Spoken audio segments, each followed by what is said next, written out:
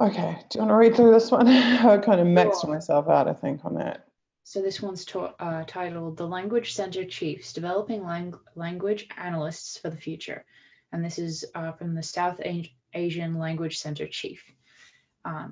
And looks like they're mostly unclassified paragraphs, and it starts: in response to world events, including 9/11, and to operational demands, NSA has greatly increased hiring of language analysts in recent years, which has reinvigorated the old language intern program, now the language development program. A most important step was the appointment of 6 permanent full-time language center chiefs in late March 2003.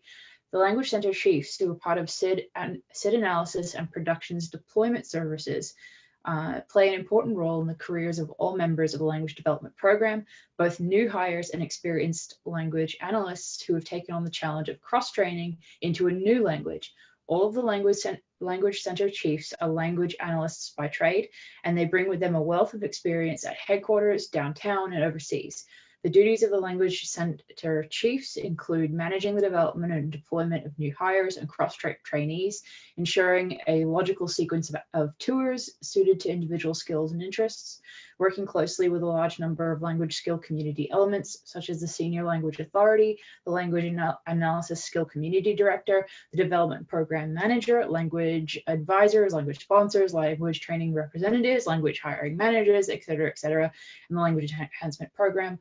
Cooperating in addition with the deployment services language account manager, product line account managers, and language recruitment staff, and providing a bridge between the language skill community and the product lines, striving to balance development needs and mission priorities. Then it continues, the language development program is the first part of a career-long professional health program for language analysts. The center chiefs see their job as a payback to the skill community, and they work continually to develop new opportunities for the program members. In turn, the program members often craft their own tours and come up with creative approaches to this stage of their careers. Among our newest tours are our exceptional tours to RSOCs, second parties, field sites, and downtown agencies. What is a typical day like for a language center chief? Well, a typical day probably doesn't exist, but it would include a one-on-one meeting with center members, coordinating rotations with office and language sponsors, talking with the program manager, attending an awards ceremony, reviewing resumes and P3s, and responding to questions of all sorts, from soup to nuts, via email or phone. We have some additional duties, including liaison with SCS, heading the CLA's Outreach in Language Education program, and coordinating the summer language program for college students. We will also be involved in 2005, the Year of Languages, which is being celebrated through the US under the auspices of the American Council on the Teaching of Foreign Languages. I think that's interesting. This is an opportunity to focus attention on the benefits of studying other languages and cultures. For the Language Center Chiefs, the opportunity to make a difference in the daily life and in the long-term careers of our many highly talented language analysts, soon to be the agency's technical leaders, is what guides us. What is our one goal? It is laying a strong foundation for building a highly skilled, multi-talented language analysis workforce of the future. For further information about blah, blah, blah, go to for information about this. Okay.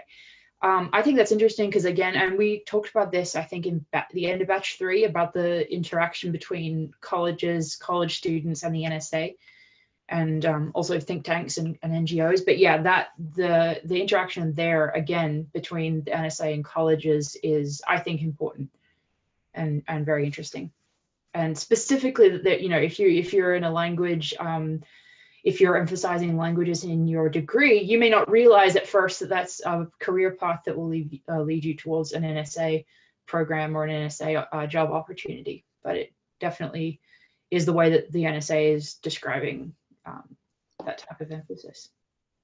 I think that you've completely nailed it. It looks like this is yet another, if not NGO, then a government board or government body that is acting as a recruitment channel for Absolutely. the NSA. Absolutely. I think that's the most important part of this entire document. I think it's basically the only noteworthy point that I saw.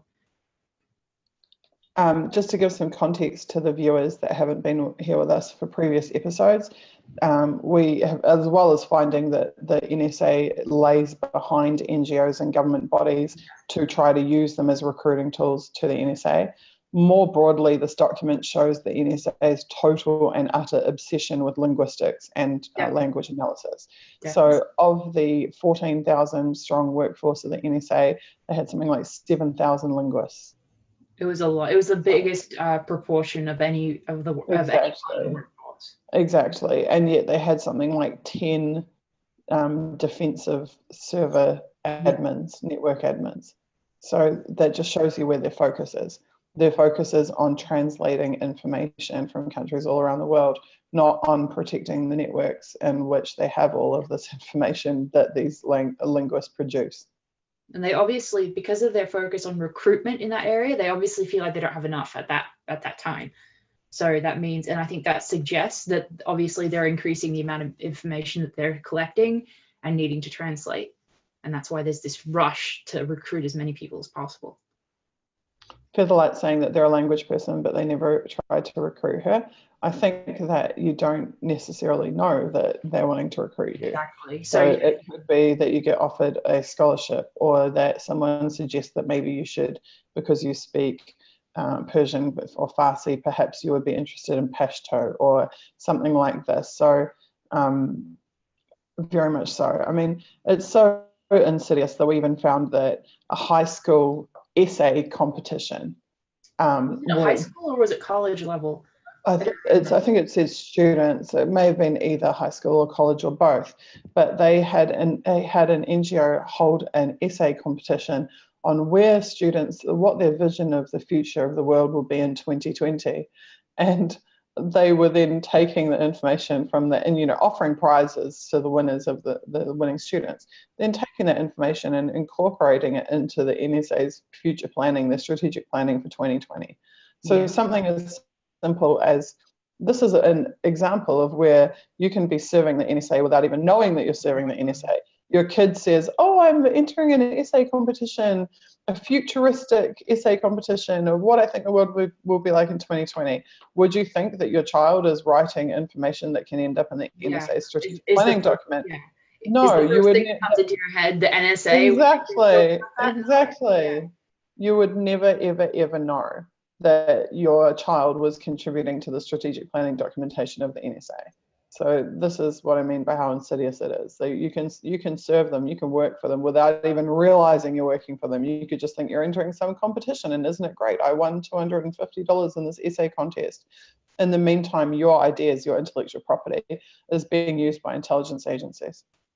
And I think too, like when you're a college student, I think there's this idea of academia as unaffected, or sort of like the press, like it's supposed to be separate from these government structures, or like intelligence community groups, that type of thing. But to see this level of involvement in the academic structure, it also brings up to me the problem of the NSA and the IC kind of influencing curriculum in a larger sense, and because it's showing those blurred lines, and I think that's extremely disturbing as a separate rant, but I think it's probably a major problem. So